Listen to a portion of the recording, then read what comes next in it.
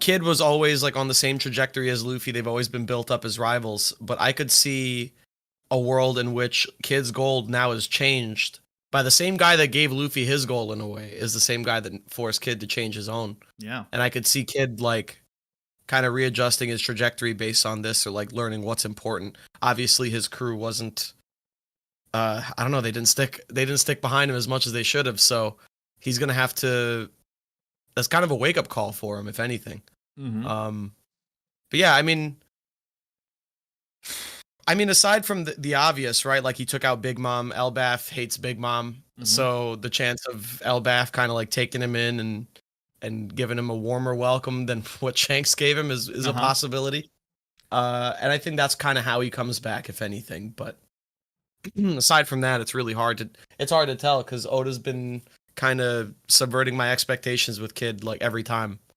I expect cool things, and then Kid doesn't do the cool thing. So now I'm expecting another cool thing to happen, and I'm wondering if I'm getting my hopes up too high with Kid. So yeah, it seems to be a pretty similar thing with a couple of people saying that he defeated Big Mom, so that's going to be a way for him to be welcomed into ELBAF. But yeah, right. I honestly do think, like, I mean, yeah, like he really boasts himself up and then gets shot down, and it just really adds to this whole narrative of just hating on him just for the sake of it, just because he's like, you know, yeah, he just boasts so much and then he gets put down a peg. I honestly am hoping for him to have some sort of character change. Like he said, if he changes his goals, that's a start. That makes me feel a bit better about him, more receptive about him. But honestly, if he had like a whole character change, like he was humbled in some way, I would have a lot more respect for him. I would have a lot more appreciation for him, and maybe it might even make me consider having this Rip Eustass Kid sign pushed to the side a bit. But I mean, no, he's just down. Keep that. Yeah, you know, I'm kidding myself. No, it's staying. That's staying. Yeah. No, that he's gotta, if he's gonna be humble, he's gotta live that one down. So true. He's gonna have to deal with it. But you know, I was thinking about this, like realistically, right, between Law and Kid and the two islands they went to, they had their respective encounters. They both ended up taking the L by the end of their fights. Who would I suspect? Whose opponent would let the other person live or deliver a non-lethal blow between Shanks and Blackbeard? I actually would be more willing to put my money on Kid surviving a blow from Shanks here, because Shanks, I just feel like, is the type of guy to, like, he's the type of guy that'll teach you a lesson, but not, you know, kill you to teach you that lesson. That's right. Obviously we have with Higuma and you know, Higuma with the one pirate or the one bandit pointing the gun, he gets shot. Sure, that was like Oda's way of showing that pirates are serious business. But I think by and large, Shanks is not like a cold killer who's gonna, like, he saw Kid at Wano helping Luffy, like working with Luffy. He even called Kid like the what is it, like the new sprouts from the next generation or whatever. Like, you know, I don't think he's the type of guy that sees Kid pulling up to the island with all these ambitions and he's just like, all right, I'm just gonna kill him here. That's something that like a more, I don't know, cold hardened villain would do, like Blackbeard. And Law versus Blackbeard, like, do I think Blackbeard would go for like cheap shots and kill blows? I think so. I think that would be more of something that Blackbeard would do. So if I had to put my money on one of the two surviving their respective encounters, actually, I don't know, I'm leaning a little bit more towards Kid having a favorable outcome here. I don't know about Law, actually. I think Law is more in hot water. Yeah. So that's right. Like, it's really interesting because, yeah, on the surface, you're like, okay, Shanks is a proponent of the new era. You see him go to Green Ball, and like, are you afraid of the new era that much? And he knows that, and Luffy and his band of crew members and pirates are the next people they're going to lead on. So there's that. So yeah, he wouldn't kill him because he knows he's going to play some big part into the new age of pirates. And then you have Blackbeard, who immediately you could be like, all right, he's going to take out Law when he can, or any of these pirates, because for one, he could try to take their devil fruit, and two, they're just troublesome in terms of getting in his way to becoming Pirate King. But what's interesting about that too is you have Shanks that's after the same goal as Blackbeard. They want to go after the One Piece, essentially. So it's interesting to think that Shanks is going to knock down people a peg to teach them a lesson, but they're still going to allow them to be someone in his way potentially to becoming Pirate King. That's, I don't know. It's very interesting to think about that aspect Yeah, of his character.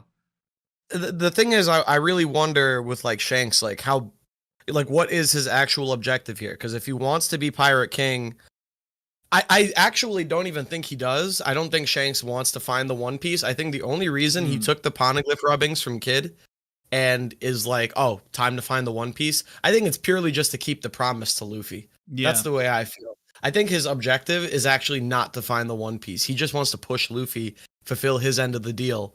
And it's like, okay, well, Luffy's now getting pretty close. It's about time we go find the One Piece too, and then meet him there, you know, at the end. And that's why he went and took the rubbing. So I don't know even what Shanks' ultimate objective is. I know that Kid is the only other pirate in the story. I mean, aside from like even Blackbeard doesn't necessarily want to be Pirate King from what we can tell. He seems to want to have his own kingdom, be king of the world like Rocks or whatever. So of all the other like major rivals to Luffy currently, the only one who really wanted the same goal is pretty much Kid. I don't even is like, do we really think Law wants to be Pirate King? I mean, I guess he stated it in Sabaody, but it seems more clear to me that now that he kind of wants to figure out what the whole D-Clan mystery is.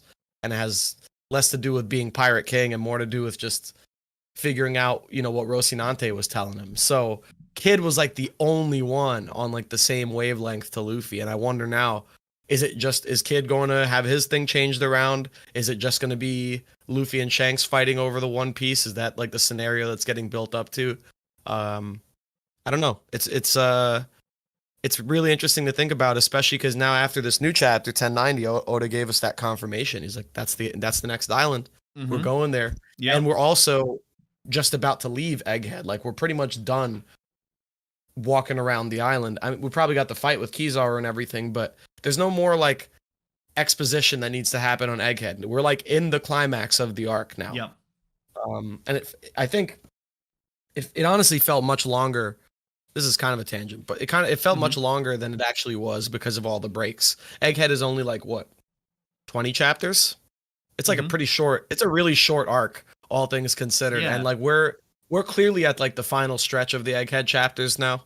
I feel like I might be wrong. We might be getting a curveball hitting us soon, but it just feels like we're wrapping it up and we're moving on to the next thing. So I think you know, Oda has plans for ELBAF, and if Egghead is going to be the short arc, I always anticipated ELBAF being like the short cool down arc, like kind of like Zoe, where we like cool off from the really long in-depth arc of Dressrosa. Okay, now we're doing Zoe a little bit, lore dump, go to Whole Cake. Now we got an actual full-sized arc. But that was kind of what Egghead was. Like Egghead is a really short, condensed arc, and it could be that we get like a you know, end of the first half of the story, we have Sabaody, and then we get like a sequence of like 4 different islands very quickly. But I don't know if ELBAF is going to be short at this point. No, I think we might be in for a longer arc, like coming up to ELBAF soon. That's right. Could really go one of two ways, and that's where I think the whole thing with Shanks comes in. It's like, if Shanks is going towards the One Piece, we're probably not going to see him at ELBAF. No. And we're not going to have that play out there. And then that might be a shorter arc, deal with Kid, maybe some loose plot threads, get a little bit of exposition on Shanks from the people of ELBAF talking about him. But then that's it. We're on to the next thing. Or Shanks is there, and then we have probably one of the most intense, incredible like payoffs in the story, you know, coming from chapter 1. So